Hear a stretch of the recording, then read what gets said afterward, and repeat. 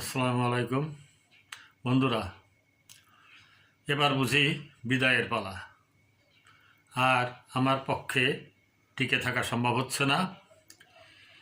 দীর্ঘদিন ধরে ফেসবুক চালাতে যেয়ে চোখ গেল, মাথা গেল, সময় গেল, শ্রম গেল, অর্থও গেল।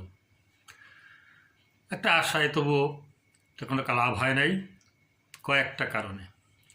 1 নম্বর, ফেসবুক ইনকাম কমাই দিছে। আগে একটা ছবি পোস্ট করলে 500 ভিউ হলে 1 সেন্ট দিত, 1000 হলে 2 দিত, 3 দিত। এভাবে কোনো কোনো ছবিতে আমি 40 সেন্ট পর্যন্ত পাইছি। তারপর রিলেও কিছু কিছু দিত। এখন রিল কিচ্ছুই দিচ্ছে না। তা এখন দেখছি ওই যে এই শেয়ার ব্যবসার মতো স্টার ব্যবসা শুরু হয়েছে, যেটা আমার পক্ষে সম্ভব না, আমিও জানিও না, আর আমার পক্ষে সম্ভব না। তারপর আরেকটা কারণ আছে। দ্বিতীয় কারণ হলো বন্ধুদের অসহযোগিতা।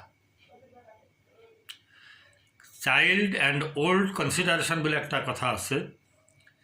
শিশু এবং বৃদ্ধদের সাথে সমান ফিডব্যাক আশা করা ঠিক না।